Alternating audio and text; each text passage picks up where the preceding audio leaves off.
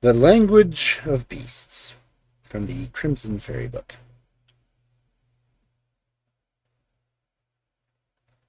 Once upon a time, a man had a shepherd who had served him many years, faithfully and honestly. One day, whilst herding his flock, the shepherd heard a hissing sound, coming out from the forest nearby, of which he could not account for. So he went into the wood in the direction of the noise to discover the cause. When he approached the place, he found that the dry grass and leaves were on fire, and on a tree surrounded by flames a snake was coiled, hissing with terror. The shepherd stood wondering how the poor snake could escape, for the wind was blowing the flames that way, and as soon as the tree would be burning like the rest. Suddenly the snake cried, "Oh, shepherd, for the love of heaven, save me from this fire!"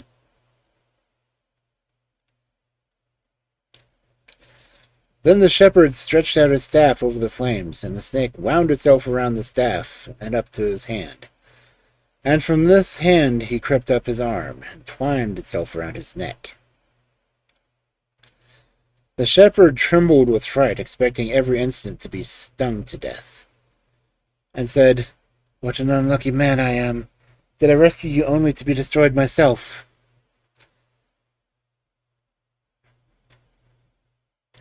But the snake answered, "Have no fear. Only carry me home to my father, who is a king of snakes." The shepherd, however, was much too frightened to listen, and said that he could only go away and leave his flock alone. But the snake said, "You do not need to be afraid to leave your flock. No evil shall befall them, but make all the haste you can." So he set off through the wood, carrying the snake, and after a time he came to a great gateway, made entirely of snakes, intertwined one with the other. The shepherd stood still with surprise, but the snake around his neck whistled, and immediately all the arch unwound itself.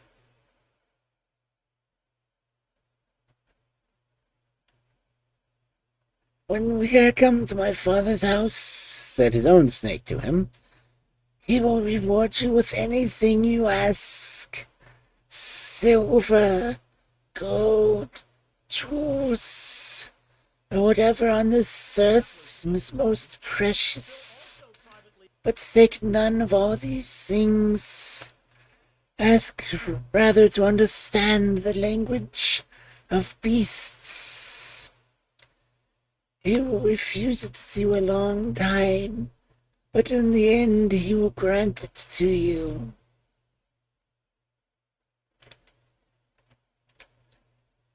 Soon after they arrived at the house of the King of Snakes, who burst into tears of joy at the sight of his daughter, as he had given her up for dead.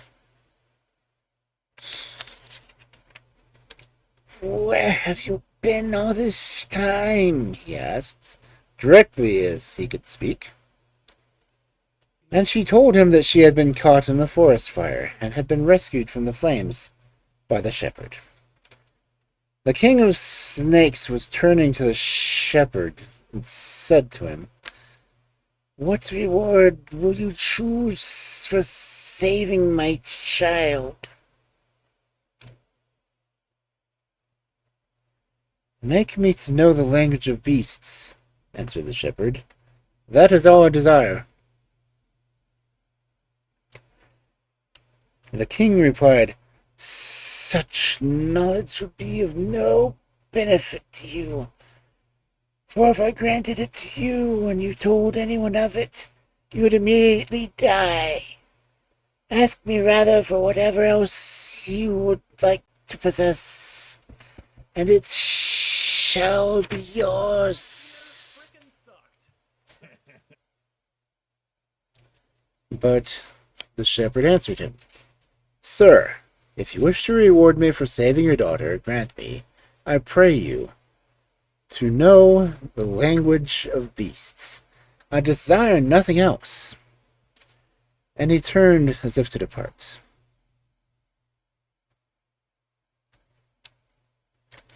Then the king called him back, saying, If nothing else will satisfy you, open your mouth. The man obeyed, and the king spat into it. And said, Now spit into my mouth.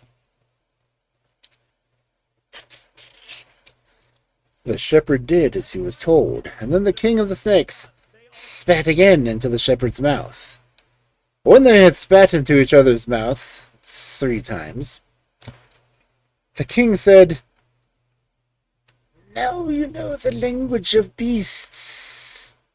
Go in peace, but if you value your life, beware lest you tell anyone of it, else you will immediately die.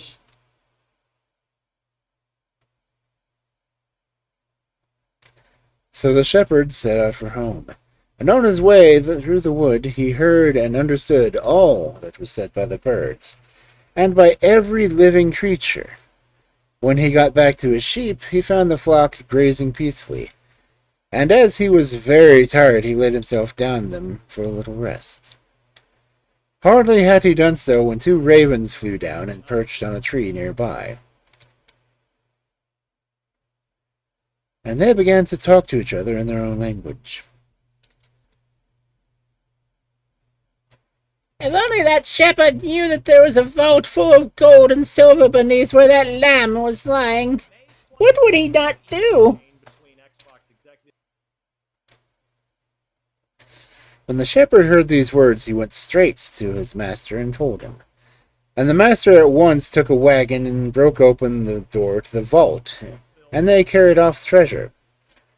But instead of keeping it for himself, the master, who was an honorable man, gave it all to the shepherd, saying, Take it, it is yours. The gods have given it to you. So the shepherd took the treasure and built himself a house.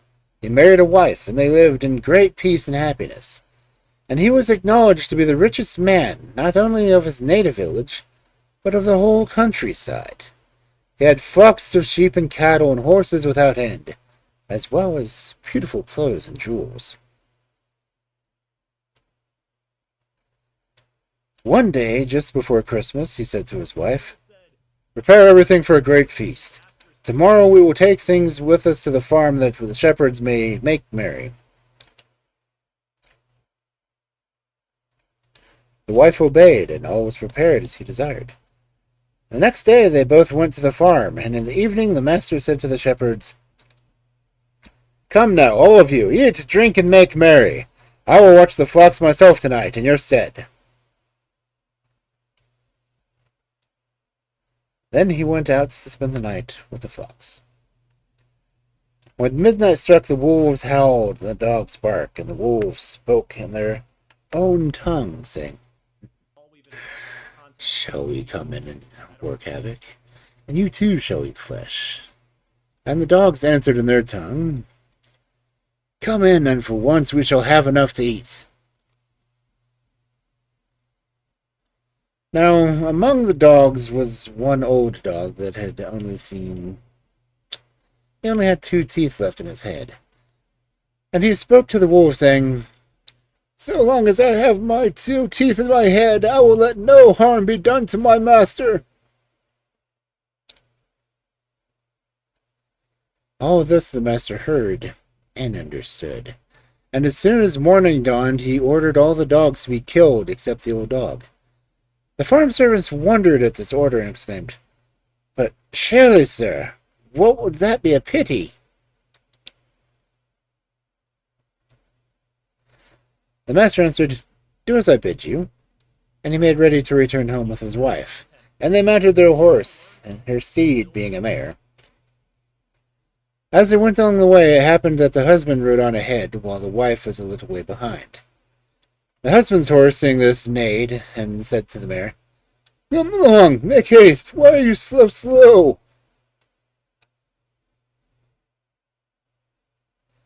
And the mare answered, "It is very you to answer. You carry only your master, who is a thin man.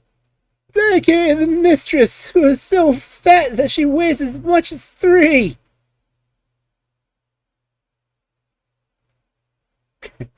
Nag, nag, nag.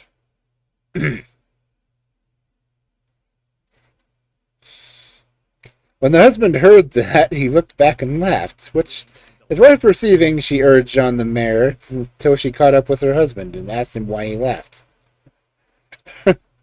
"Nothing at all," he answered. "Just because it came into my head." She would not be satisfied with the answer and urged him more and more to tell her why he had laughed. But he controlled himself and said, "Let me be, wife. What ails you? I do not know myself why I laughed." But the more he put her off, the more she tormented him to tell her the cause of his laughter.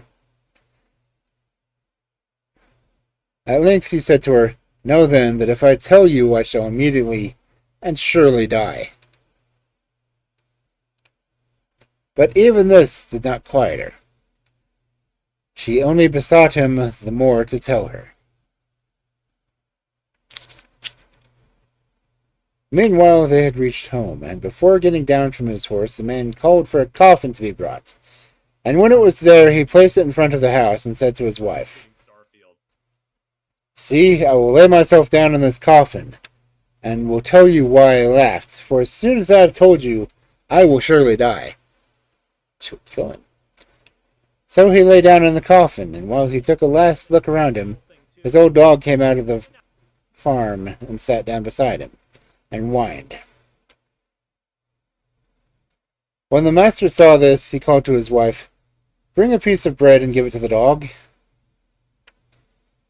And the wife brought some bread and threw it to the dog, but he would not look at it. When the farm cock came and pecked at the bread, but the dog said to it, "Wretched glutton, you can eat like that when you see your master is dying." The cock answered, "Let him die, if he is so stupid.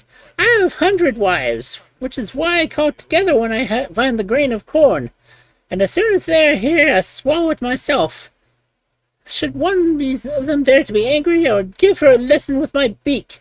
He has only one wife, and he cannot keep her in order."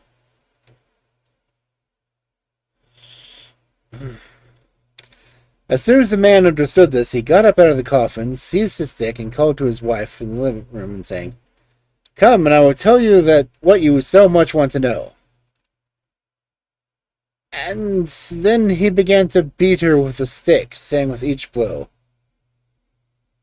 "It is that, wife, it is that." And in this way he taught her never again to ask why he laughed.